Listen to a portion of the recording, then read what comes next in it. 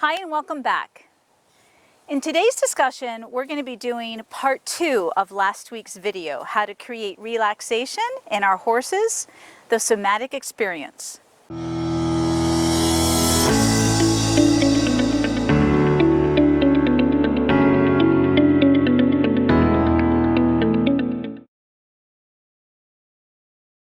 Welcome back to Everything Horses and More YouTube channel. And today we're going to be specifically working with my 2.5-year-old who's standing up along the round pen panel. And that's Blue. I know he's gotten really big for those of you that are used to seeing him. And Lovey just rolled. And so last week I worked with Lovey as I was explaining a little bit or the intro to what this is all about, how to create relaxation. And today we're going to work with Blue, and we're going to do more of the actual work with Blue because he's had the least amount of experience regulating himself. And when Blue came, he was also pretty messed up as an 8-month-old with the cribbing and anxiety and really insecure and unconfident. So let's just talk a little bit more about how this all works. Because most of our horses have experienced some level of trauma in their lives, and like humans, they will carry those memories, that trauma inside their bodies. When we and horses are stressed, we begin processing what we are experiencing through our sympathetic nervous system.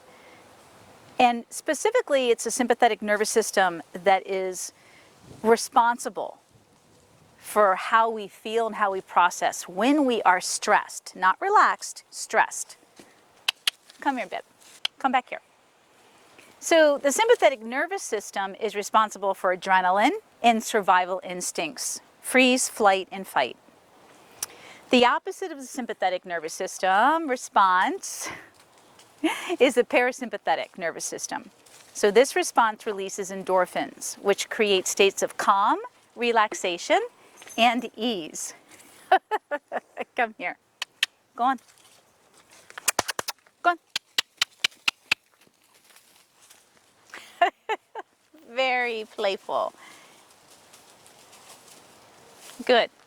All right. So wouldn't it be great if our horses could learn how to use the parasympathetic response versus the sympathetic and all the time in everything we do? Wouldn't it be great? So wouldn't it be great to take a really anxious horse that is prone to doing really spontaneous, unpredictable things and turn them into a horse that you can trust and feel safe with all the time? And look at how windy it is out here. It's at least 20, 25 mile an hour winds today. So there are 2 important exercises that I'm going to demonstrate with both of these horses. I'm hoping that Lovey doesn't get triggered. Blue, stop. I'm hoping that Lovey doesn't get triggered and react to Blue because they're very attached. She's like his surrogate mother / sister, so he's learning a lot from her. But it doesn't matter. We'll deal with wherever they are, but I want to show you these 2 really important exercises. And one is going to be how to ground your horse.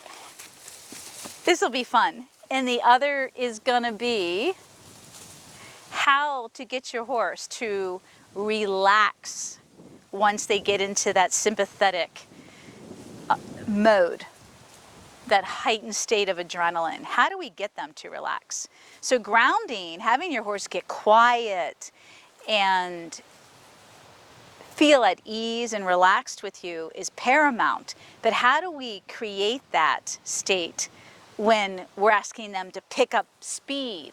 Because every time a horse picks up speed, they naturally release adrenaline. So this goes back to what I talk about in my courses as emotional agility, creating emotional agility. And that basically is a horse's ability and humans to regulate their emotions, self-regulate, switch, go from a heightened state to a relaxed state. So let's take a look at all of this. So right now, Lovey is what I would call as relaxed. This is what I call relaxed looking. This is not. And you can see the difference in the eyes and in the body posture. Eye is softer, her ears are relaxed, She's closing her eye, she's lowering her head, he's more alert, obvious. These are the obvious signs. He's more alert, ears are perky, eye is big. So he's very playful right now. I wouldn't say that Blue is spooky.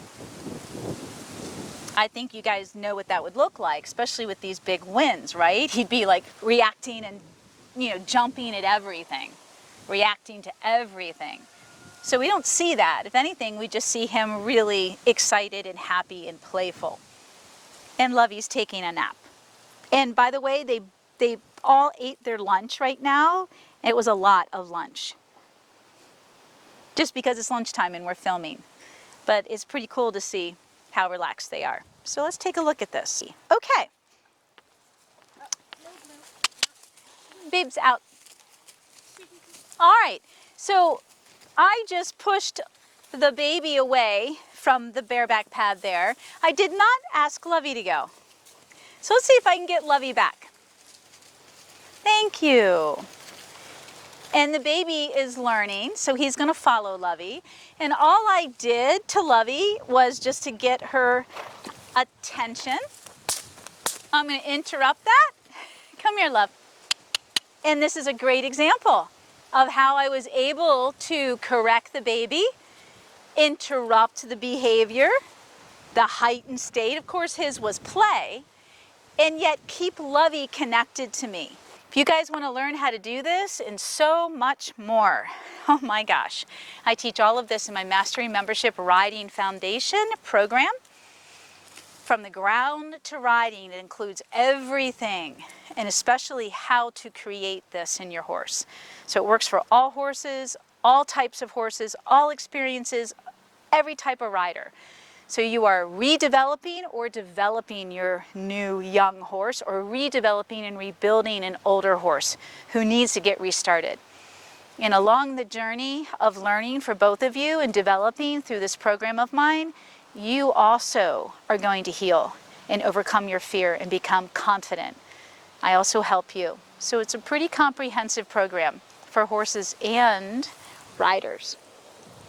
If you guys love what you see in my YouTube videos, all these horses have gone through the same program. Thank you. May you always be one with your horse.